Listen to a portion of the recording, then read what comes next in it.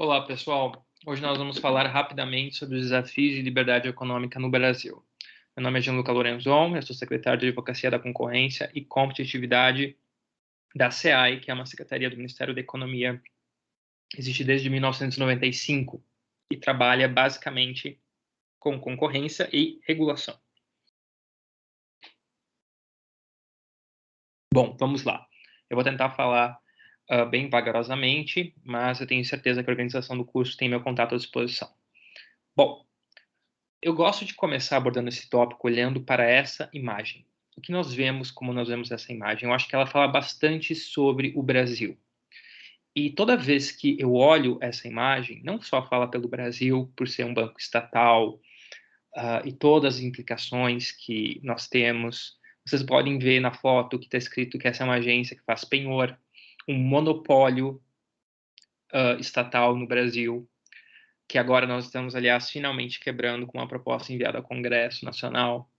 Mas o que me chama realmente a atenção quando eu olho essa foto para entender liberdade econômica, apesar de tantos outros aspectos, como a gente pode ver ali o endereço de Brasília, que é esse endereço planificado, pensado e bem regulado, uma cidade que não deu certo, é realmente a questão do número do PROCON obrigatório na fachada de um banco e de outros estabelecimentos comerciais. E eu sempre me pergunto que se você ligar para o PROCON ou para a polícia, qual você acha que vai chegar primeiro? Se algum sequer chegar, né? Então, esse é o tipo de pergunta que nós nos começamos a fazer. E a gente vê isso, né? O Brasil, infelizmente, tem uma burocracia enorme. Aqui a gente está olhando só questões de licenciamento, mas o que nós vemos em licenciamento aqui realmente acontece para todas as outras áreas, infelizmente. E olha que interessante, como o empresário é sempre tratado de uma maneira quase como um criminoso. No direito do consumidor, se um empresário, um empreendedor, escreve o contrato, por lei, interpreta-se favorável ao consumidor. Mas, quando nós temos uma regulação que é escrita de um lado só, unilateralmente pelo Estado, se quer um contrato, interpreta-se essa regulação favorável ao Estado. Isso é uma grande violação do rule of law, do Estado de Direito, e de todos os princípios de direito clássico que nós conquistamos ao longo dos últimos séculos. Olha que interessante. Se no STF você tem um empate, o empate, pelos princípios constitucionais do processo penal, resulta em você ser inocentado. Agora, se você está sendo discutido um processo tributário em uma instância administrativa do próprio governo, em que todos os nomeados são do próprio governo, não são do próprio governo, mas são todos nomeados pelo governo, mesmo aqueles que representam em tese os contribuintes, e você tem um empate, você é considerado quase sempre culpado. E essa é a realidade do Brasil. Isso passa quase por esse fascismo jurídico. Eu sei que hoje essa palavra é muito usada e jogada ao vento, eu não quero fazer um uso um uso indiscriminado dela. Mas é que lembra muito, juridicamente, é, os tipos de princípios que sustentam decisões do nosso direito. Princípios como o princípio da supremacia do interesse público sobre o particular, ou do interesse do Estado sobre o particular, sejam lá o que forem esses interesses e quem define eles, né? Então, tudo isso, ao longo de séculos e décadas, transformou-se em uma mentalidade anti-liberdade econômica. O que nós vimos é que a conquista dos direitos civis no Brasil não foram para a liberdade econômica. Eles se mantiveram ao longo das décadas, à medida que eles evoluíram, realmente em situação muito difícil, mas quase sempre alocados para direitos civis a pessoas físicas, jamais direitos econômicos. E isso nos leva a algumas questões, né? Vocês sabem que, infelizmente, o nosso país pontua muito mal em rankings internacionais. O índice de liberdade econômica do Fraser, que reflete muito outros índices, o Doing Business do Banco Mundial, que, apesar dos seus problemas com alguns países específicos, apresentava um retrato muito fiel do Brasil, e, finalmente, o índice de qualidade regulatória, que nós estamos em penúltimo, estamos em penúltimo, infelizmente. tudo isso vem dessa cultura, né? Essa cultura. Se a gente lembrar, durante o Império, você precisava de uma autorização presidencial para abrir uma empresa, imagina isso. E só com a proclamação da República, nosso primeiro-ministro da Fazenda mudou isso. Então, a gente precisa realmente entender esse contexto histórico, não vai ser o tema óbvio da nossa conversa hoje, mas entender que o Brasil foi construído em cima dessa visão centralizadora, o positivismo, né, que até o Garchag fala no livro dele, que eu adoro, ele comenta que é quase tão planificado que parece quase que um marxismo antes do marxismo tomar conta do mundo. Então, tudo isso se enraizou na nossa cultura e hoje está por tudo. Por isso, não existe uma fórmula mágica para a liberdade econômica. Não vai ter uma PEC que a gente vai colocar na Constituição que vai, do nada, trazer liberdade econômica. Não, isso não existe. Vai ser uma série de coisas. E a lei da liberdade econômica, que vai ser nosso tópico hoje, é só uma das coisas. Ela é bastante estrutural, ela é bastante principiológica para que a gente possa plantar as sementes, ela foi isso, a gente já vai chegar lá, para um dia a gente reduzir isso, né, que é o custo Brasil, que é a diferença entre produzir no Brasil em relação a um país médio da OCDE. Olha só, a gente não está nem falando dos países que o Brasil mais compete de fato hoje no cenário mundial. A gente não está falando do Sudeste Asiático, a gente não está falando da China, a gente não está falando da Índia, a gente está falando aqui de países com já uma renda bem elevada e que podem se dar ao luxo de arcar com custos de transação muito maiores que nós. Então, realmente, esse 1,5 trilhão, se a gente for comparar com um país com que nós, de fato, competimos hoje para investimentos, é muito, muito maior. Mas essa é a realidade, e assim a gente segue. Bom, como eu falei, tudo isso acaba enraizado numa mentalidade anti-liberdade econômica, mas nós estamos atuando, né? Nós estamos atuando. Então, vejam só algumas das regras que nós colocamos na Lei de Liberdade Econômica, né? A gente colocou que dúvidas na interpretação resolvam-se contra o redator, que é o Estado. Então, se tiver uma regulação, o Estado escreveu a regulação, ele não pode se beneficiar da própria dúvida, né? Porque se ele se beneficia da própria dúvida, ele tem incentivos para escrever redações dúbias. Isso é um princípio universal do direito, vem desde o direito romano, é muito utilizado em contratos ao redor do mundo, não tanto no Brasil, mas agora é uma regra que vale para regulações. Como vocês sabem, leis demoram para pegar no Brasil. O próprio Código de Defesa do Consumidor, que hoje é uma bíblia, né? Inclusive obrigatório, tem em todos os estabelecimentos, que soa algo bastante religioso, mas esse eu toco para outro dia, ele demorou mais de década para pegar realmente, né? Então a gente não deve se preocupar que a lei de liberdade econômica com 2 anos ainda não está a todo vapor.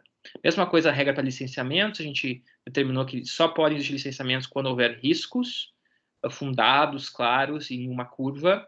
Isso também é um tópico para um outro dia. E uma demora na aprovação de um licenciamento deve estar sujeito a um prazo máximo, senão a aprovação deve ser dada.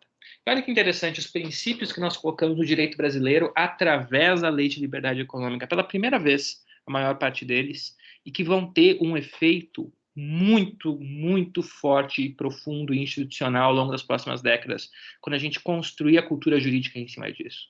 Então, olha só, a liberdade como uma garantia no exercício das atividades econômicas, né? A boa-fé do particular, para quem não sabe, a boa-fé é o equivalente do princípio da inocência para o direito administrativo. Então, o princípio da inocência está para o direito penal, como o da boa-fé está para o direito administrativo. O direito administrativo, para quem não sabe, é o direito que cuida das relações do Estado em âmbito da administração. Toda a burocracia que a gente vê, os processos de burocracia que passa por órgãos públicos, é basicamente, assim, bem leigamente descrevendo que é direito administrativo. A intervenção subsidiária excepcional do Estado, olha que interessante esse princípio, e se a gente construir uma boa doutrina, uma boa interpretação em cima dele, quão revolucionário ele pode ser para conter a gula regulatória dos agentes estatais. E esse quarto, para mim, é o mais incrível. Olha só, o reconhecimento da vulnerabilidade do particular perante o Estado. A ideia de que a gente tirou isso do direito do consumidor, porque esse princípio faz um sucesso no direito do consumidor. Lá o consumidor é vulnerável perante o fornecedor e os juízes tacam ferro nas empresas. A gente falou assim, quer saber, vamos fazer a mesma coisa aqui. Vamos lidar com as armas que o direito brasileiro tem. Então, a gente criou o reconhecimento da vulnerabilidade do particular perante o Estado, que para nós realmente é algo interessante. E olha só que interessante as premissas que a gente usou na redação da Lei de Liberdade Econômica, né? A igualdade de oportunidade para pequenos e médios, que eles sofrem muito com a burocracia, o foco nas situações de risco, o respeito ao federalismo e a autonomia, que é hoje a expressão que a gente usa em direito privado, para que significa liberdade, né? No direito privado, hoje a gente usa essa expressão autonomia, que foi como isso aconteceu. Bom, então, a Lei de Liberdade Econômica é feita de uma declaração de direitos. Ela altera muitas leis, é uma lei muito grande, muito longa, mas a gente vai focar hoje na declaração de direitos, porque eles, quando forem entendidos e compreendidos, vão revolucionar a liberdade econômica no país. Então, a gente gosta sempre de falar que o artigo 3º da Lei de Liberdade Econômica é formado por 12 direitos independentes, líquidos e certos de toda pessoa, física ou jurídica, né? Então, toda pessoa no seu CPF, toda empresa, todo mundo tem direito a esses 12 direitos que nós vemos aqui. Aqui a gente tem o fim da autorização para atividade de baixo risco. Como vocês sabem, não é mais algo só para empresas, a gente está avançando no aparelho de construção de baixo risco para dispensar. A gente já tem 10 milhões de empresas que não precisam mais do aparelho de funcionamento. E no governo federal também, a gente determinou por decreto que essa regra se aplica às agências reguladoras. Então, até em licenças que vocês vão ver, autorizações, credenciamentos, cadastros, tudo já começa a ter faixas de baixo risco, ou seja, a gente está retirando licenciamentos, né? Quando a gente fala que é baixo risco, a gente retira ele. Eu acho que isso é muito legal. A liberdade de horário e dia para produzir, empregar e gerar emprego e gerar renda, perdão. Então, isso é algo muito legal. É uma norma que só não pode, ela, óbvio, não autoriza você a desrespeitar o sossego, a vizinhança, são regras de direito privado na maior parte das questões. Temos direitos trabalhistas, que são quase que intocáveis politicamente, vocês sabem disso. Mas, no mais, as normas dos municípios precisam ser revisadas e nós estamos trabalhando agora com instrumentos para forçar essas revisões. É estranho isso, né? Porque se uma lei passa no Brasil, as empresas no dia seguinte têm que saber dela e se atentar a ela e cumprir tudo. Agora, quando é uma lei que coloca uma certa obrigação aos órgãos públicos, às prefeituras, aos estados, é incrível, né? Porque eles conseguem enrolar, e daqui a pouco, depois de alguns anos, aparece algum promotor, que daí processa um prefeito, daí o prefeito fala, não, mas a gente vai mudar isso, e daí eles mudam. Então, é difícil, pessoal. No Brasil, infelizmente, a gente tem que lutar por essa implementação. Então, essa é uma das que as pessoas nos perguntam, né? Mas como é que está essa regra? Então, a gente está lutando, a gente está fazendo uma pesquisa agora com um terço da população, da população, dos municípios que representam um terço da população brasileira. Vamos averiguar o quão essa norma está sendo cumprida e vamos encaminhar aos ministérios públicos essa informação. Muito felizes com isso. Mesma coisa, liberdade de preços, como vocês sabem, é muito importante para nós. A lei determina que os preços são livres, a não ser que eles sejam determinados por lei federal, o que é basicamente impossível a gente vencer isso sem alterar a Constituição, mas nós não temos muitas leis federais que determinam preço, então isso nos deixa muito tranquilo. O inciso 4 fala que você precisa ter decisões vinculantes. O que significa isso? Que se você decidiu para João de uma maneira, você precisa definir, você está vinculado a decidir para Maria da mesma maneira, o que é algo que nos interessa bastante, porque é isonomia, né, é transparência, é uma medida anticorrupção. Esse eu gosto muito, que é o princípio indubio pro libertatem, né? Na dúvida, interprete a favor da liberdade, o direito civil, empresário, econômico e urbanístico. E olha que interessante, por isso aplicar o direito urbanístico, essa interpretação vale aos planos diretores, às leis de zoneamento, a todos os demais, essas normas que nós convivemos. A afastabilidade de normas infralegais, né, de regulações que estejam desatualizadas, você pode escolher cumprir uma norma internacional nesses casos, tem um decreto que regulamenta essa questão. O respeito aos contratos empresariais privados, a gente reforça isso aqui. No Brasil, você sabe que, infelizmente, tem muitas doutrinas que gostam de desconsiderar contratos privados, reinterpretá-los e criar todo tipo de teoria para trazer insegurança jurídica. O inciso 9º, né, o 9º direito fala sobre aprovação tácita, fixação de prazo em cada licenciamento. O inciso 10 fala sobre as digitalizações, que a gente já está vendo pelo Brasil, 10º direito, né, de ter tudo digitalizado. A gente está vendo a CNH digital, a gente está vendo agora, nesse mês que vem, vai ser lançado toda a transferência de carro de uma pessoa para outra, vai poder ser feito por um único aplicativo. E assim, a carteira de trabalho digital, absolutamente tudo vai se tornar digital e o direito para isso está assegurado aqui. O inciso 11 vai contra o abuso de medidas compensatórias e mitigatórias, que são quando a prefeitura normalmente pede medidas para uma construção e ela acaba abusando realmente nesses pedidos, ela acaba pedindo coisas que não têm nada a ver com o impacto de vizinhança ou impacto de trânsito da medida, o que acaba nos deixando bastante preocupados e acaba afastando investimentos, onerando empresários, criando quase que uma tributação informal, porque você é colocado contra a parede. Se você não paga tudo aquilo que a prefeitura quer que você faça, de obras que às vezes não tem nada a ver com a tua, você basicamente não consegue tirar a licença. Então, isso é algo muito interessante. E, finalmente, exigência de certidões sem previsão legal é algo que nós estamos absolutamente comprometidos a acabar com isso. Temos algumas medidas regulatórias que eu chamaria bastante atenção, eu acho que elas são o futuro. A gente criou a figura no Brasil do abuso regulatório, que é quando a regulação cria uma situação concorrencial terrível, e nós temos aí vários exemplos disso.